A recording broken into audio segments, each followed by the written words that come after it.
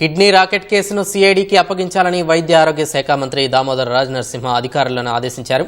ఇక ఘటనపై పూర్తి స్థాయిలో విచారణ చేపట్టాలని స్పష్టం చేశారు. ఇక దీనికి సంబంధించి మరింత సమాచారం మా ప్రతినిధి రమ్యను అడిగి తెలుసుకుందాం. రమ్య, చెప్పండి, కిడ్నీ రాకెట్ కేసును ప్రభుత్వం సిఐడికి అప్పగించడంపై మీ వద్ద ఉన్న తాజా సమాచారం ఏంటి? ప్రశాంత్, కొద్దిసేపటి క్రితమే వైద్య ఆరోగ్య శాఖ మంత్రి దామోదర్ రాజ్ నరసింహ కిడ్నీ రాకెట్ కేసును సిఐడికి అప్పగించాలి అని చెప్తూ వైద్య ఆరోగ్య శాఖ అధికారులను ఆదేశించడం జరిగింది. దీనికి సంబంధించి ఇప్పటికే ప్రాథమికంగా ఏదైతే ఈ ఘటనకు సంబంధించి ప్రభుత్వం ఏర్పాటు చేసినటువంటి 4 సభ్యుల కమిటీ ఇచ్చినటువంటి ప్రాథమిక నివేదిక కావచ్చు, ఇతర సమాచారం ఏదైతే ఉందో దానికి సంబంధించిన పూర్తి డీటెయిల్స్ కూడా సిఐడికి ఇవ్వాలని చెప్పేసి ఈ కేసుని పూర్తి స్థాయిలో విచారణ చేపట్టి దీనికి సంబంధించి ఏదైనా అంటే చూసినట్లయితే కనుక ఈ సాధారణంగా కిడ్నీ ట్రాన్స్ప్లాంట్స్ కావచ్చు, ఇతర ట్రాన్స్ప్లాంట్స్ ఏవైనా జరిగినప్పటికీ అయితే కడవర్ అంటే చనిపోయిన వ్యక్తులు బ్రెయిన్ డెడ్ అయిన వాళ్ళు కిడ్నీ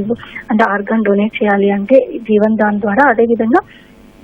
సాధారణంగా బతికున్న వాళ్ళ నుంచి అంటే కుటుంబ సభ్యులు కానివ్వండి, బంధువులు కానివ్వండి, రక్త సంబంధికులు ఎవరైనా కిడ్నీ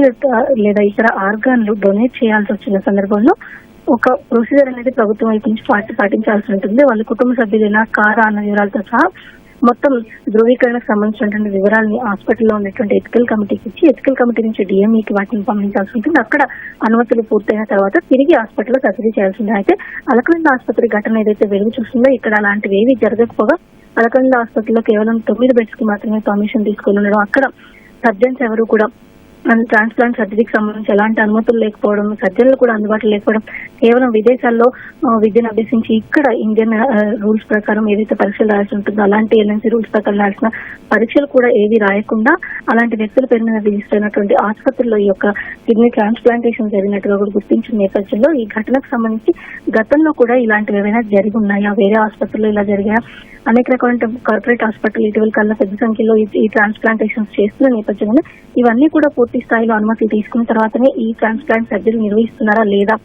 కుటుంబ సభ్యులను ధృవీకరించడానికి అవసరమైన పత్రాలన్నీ కూడా దాఖలు చేస్తున్నారా, కేవలం అలకనంద విషయంలో మాత్రమే ఈ ఘటన జరిగిందా లేదంటే ఇతర ఆసుపత్రులు కూడా ఇలాంటి ఇల్లీగల్